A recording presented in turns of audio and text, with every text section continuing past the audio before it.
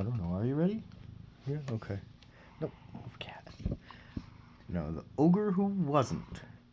Once upon a time, there was an ogre, a very small ogre who lived in a shoe.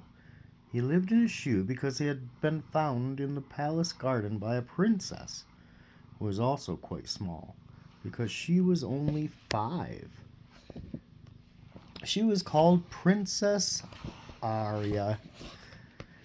She hated wearing shoes. She had nearly stepped on him. The little ogre was that small. Princess Aria liked to run wild, to jump ditches and run barefoot through the long grass and climb trees right to the top and sway with the wind. It's really fun to do that. And she liked to walk on her hands and turn somersaults and flip backwards. And she liked singing to the birds when they sang to her, and she liked to be wild and free, and she didn't like to be cooped up inside of the palace. Yeah, she didn't like the hats or bonnets, so she went hatless. And she didn't care to look pretty or pink or do her hair up. She loved to collect all sorts of creepy crawlies and worms and hedgehogs and dormice, and she would look after them and hide them in her shoes under her bed. And just for a while, of course, which is why she had picked up the little ogre that day, which is why the little ogre was living in the shoe under her bed. Yeah, she only kept him for a little while. Why? Well, she didn't want him to die. Yeah.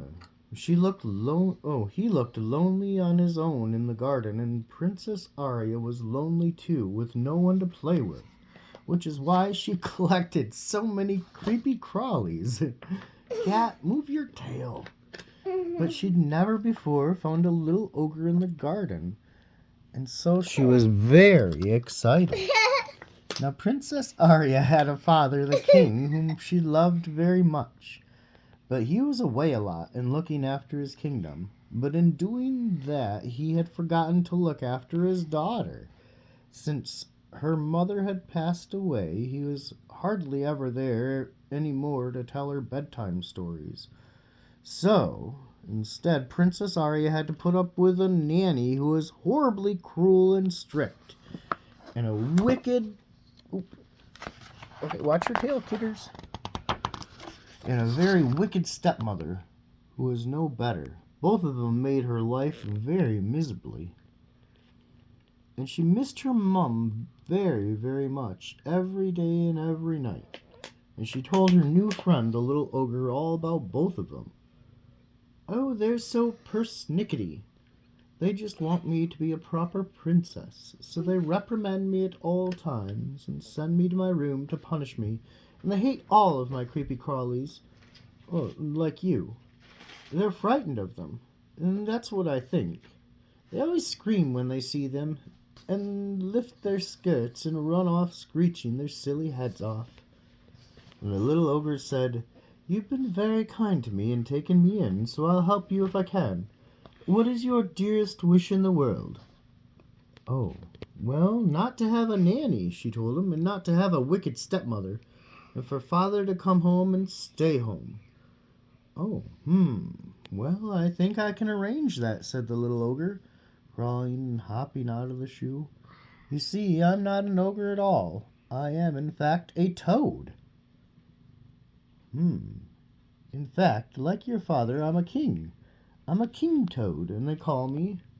And where I come from, there's lots more of us, and frogs too. Take me out to your garden, and I will make your wish come true.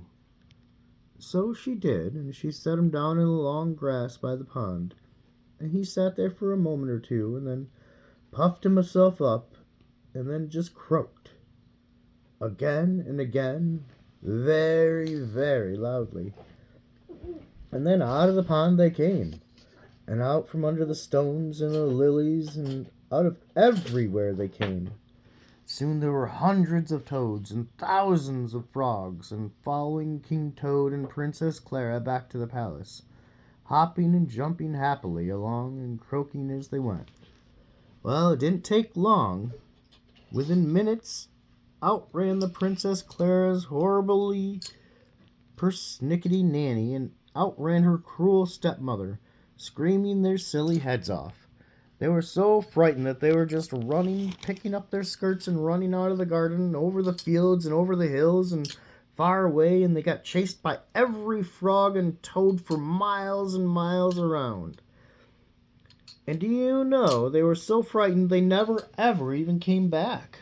Yeah, they got that scared. Oh, move your butt, cat. So little Princess Clara had... Oh, Princess Aria had the palace to herself, and she was very happy about that. Well, she wasn't exactly by herself. Soon she had filled the palace with the creepy crawlies she could find. It was an open house for all of the wild things, but her favorite was always the King Toad. She was happier than she'd ever been before. Yeah. Then, to make her even happier, her father, the king, came home. He was so pleased the wicked stepmother had left, and the nanny too. It turned out that they were too persnickety for him as well, that he stayed home in the palace all of the time. And it turned out, too, that he loved all of her Aria's creepy crawlies, and King Toad especially, and all of those croaking, jumping frogs and toads. And he liked to run barefoot through the long grass and to climb trees, too, and even to do handstands with Aria. And so, of course, they and all of the creepy crawlies that came in and went as they liked in and out of the palace, they all lived happily ever after. And that's the end of that one.